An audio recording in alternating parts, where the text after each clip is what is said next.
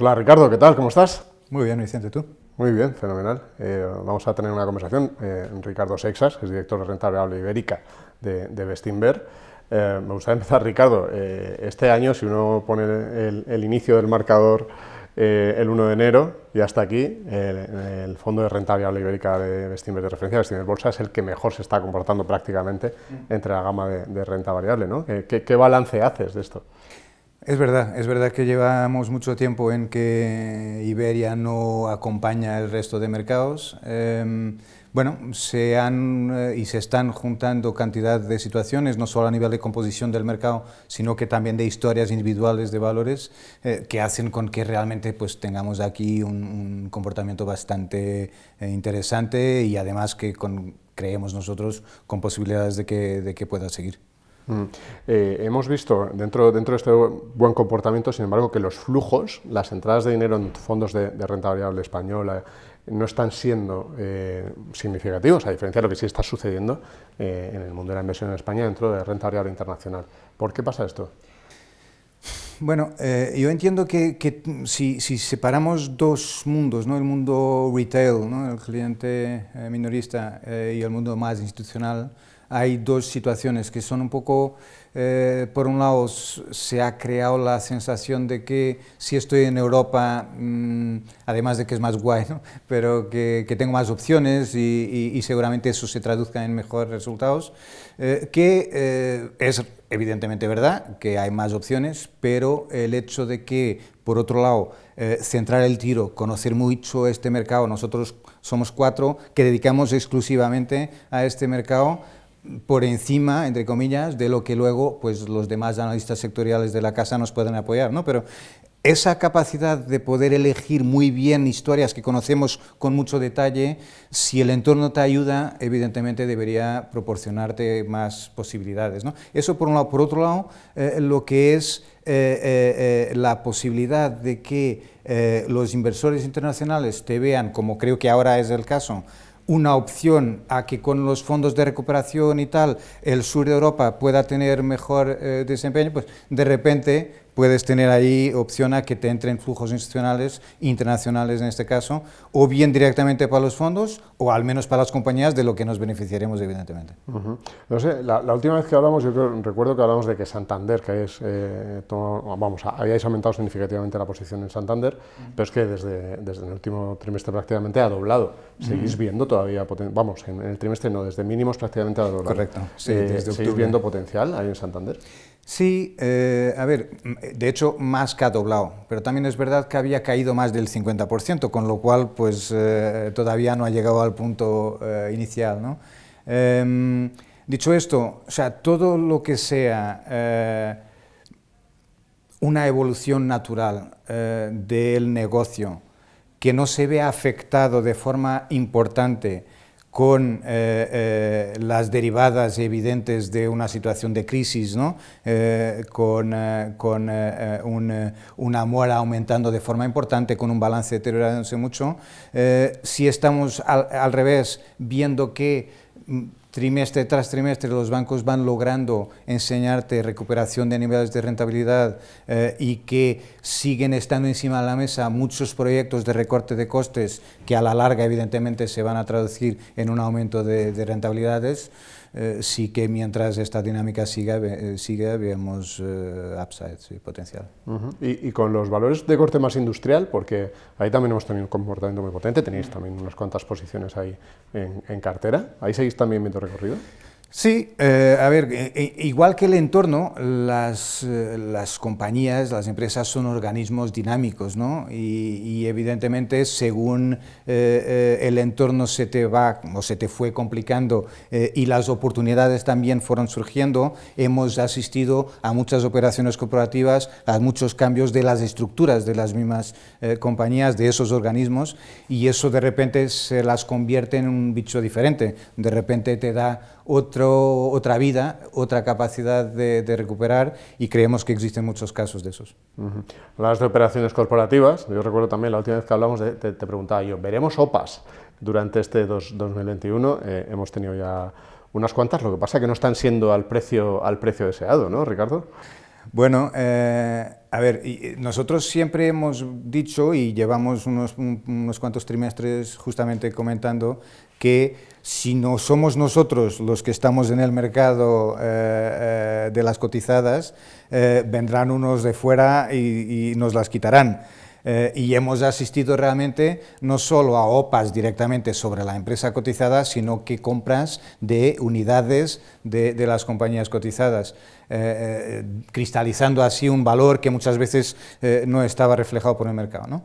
Entonces, cuando nos referimos simplemente a las OPAs directamente sobre las compañías, es verdad, pero entiendo que más o menos natural, ¿no? Si estamos saliendo de una crisis, ganamos visibilidad, quien potencialmente pudiera estar interesado en quedarse ese negocio, de repente pues avanza, y evidentemente avanza con esperanza de que el mercado no le exija mucho más, ¿no? Entonces, bueno, dependiendo del caso, cada caso podrá exigir o llevar el mercado, llevarles a tener revisar los niveles ofrecidos, pero bueno, es la dinámica normal del mercado. Vamos a hablar de dos de ellas, decías caso por caso, una Semapa y otra Euskaltel. En el caso de Semapa, de hecho, ha habido una ampliación de la oferta, pero en las dos habéis dicho públicamente que no os parecía suficiente el precio que os ofrecía. ¿Os quedaríais aunque se excluyeran estas acciones de bolsa, os quedaríais? Porque eso genera una posición ilíquida en cartera, ¿no? Correcto. O sea, llevamos tiempo diciendo que la iliquidez es algo que nos gustará gestionar y estamos haciendo un esfuerzo para que la cantidad de la cartera invertida en valores de menor liquidez se reduzca, ¿no? Entonces, evidentemente, ese caso tan extremo sería algo que no nos gustaría mantener en cartera, evidentemente. Te quería preguntar por una compañía, Indra, que hemos tenido un relevo en la presidencia de la compañía, en la dirección de la compañía, que no ha gustado nada al mercado. Esa es la realidad. ¿Cómo lo habéis visto vosotros? Bueno, a ver, todo lo que sea gobernanza, y más a más ahora cuando hablamos tanto de los temas de ASG, ¿no? Todo lo que sea temas de gobernanza lleva tiempo siendo algo súper importante, evidentemente, para el mercado, y en este caso, pues evidentemente hay una influencia de parte de uno de los accionistas, que resulta que también es cliente, que en fin, a través de SEPI, que es el Estado, que sugiere un relevo, ¿no? Y evidentemente eso no gusta porque el Estado debería de ser consciente de que su papel como accionista, igual que los demás, es votar en las juntas las propuestas del Consejo. Y en fin, no ha hecho eso, y evidentemente aquí estamos hablando de una parte que son los cuerpos de gobernanza de la compañía, en donde pues, mi opinión personal es que el Estado no debería involucrarse. No estamos hablando de otras posibilidades, que es de intentar influenciar la gestión en cómo lleve sus negocios, ¿no? Pero en fin, evidentemente entiendo perfectamente la reacción del mercado y la comparto. ¿Qué nos podrías decir, compañía que hayáis incorporado recientemente en cartera, que nos puedas comentar, o que hayáis incrementado fuertemente la posición, lo que quieras? Bueno, hay unos cuantos casos, pero en fin, quizás resaltaría Ferrovial, porque es una reciente nueva incorporación a la cartera. En fin, es una historia que evidentemente llevamos mucho tiempo siguiendo, por supuesto, pero nos ha parecido que ahora pues podría tomar relevo de alguna que pues ya lo hizo de forma particularmente fuerte, y aquí sí que empezamos a ver la reapertura famosa mucho más cerca, ¿no?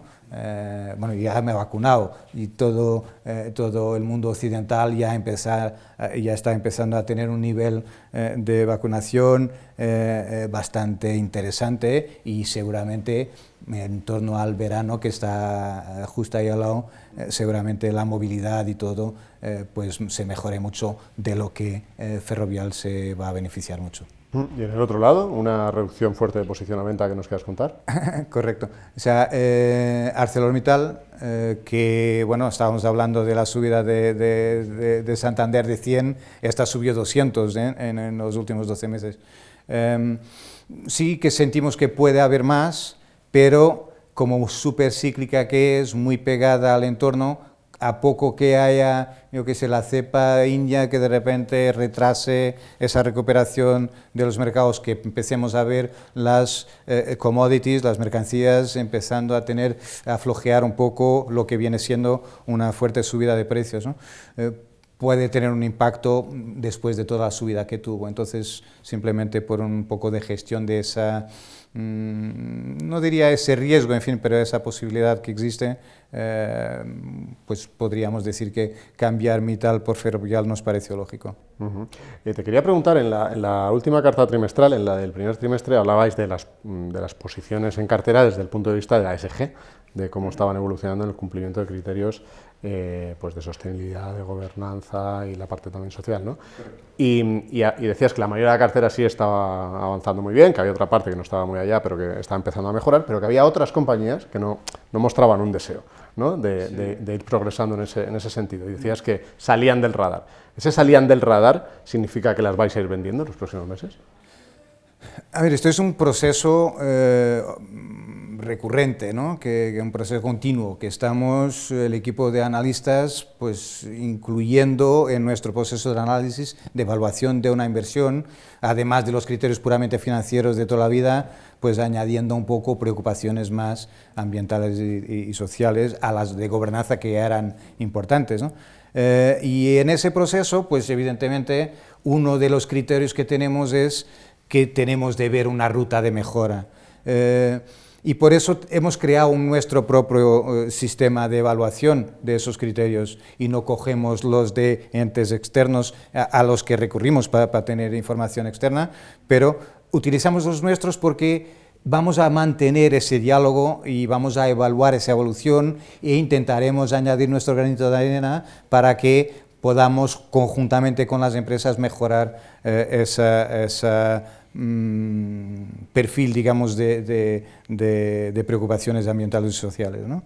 Entonces, bueno, lo de vender o no vender, diría que hay un poco líneas rojas, ¿no? que un poco hemos intentado, como digo, no imponer demasiadas restricciones, pero en fin, aquellas que un poco son comunes a casi todos, las armas, el tabaco, pues son cosas que evidentemente no queremos estar involucrados y esas sí que ya no tenemos en cartera. Entonces, a partir de ahí, pues va a ser ese proceso y esa evaluación continua de cómo estamos yendo en cuanto a mejorar la situación anterior, que nos llevará a pues subir o bajar, digamos, la clasificación que le damos a esa empresa, pudiendo generar una venta. Vamos.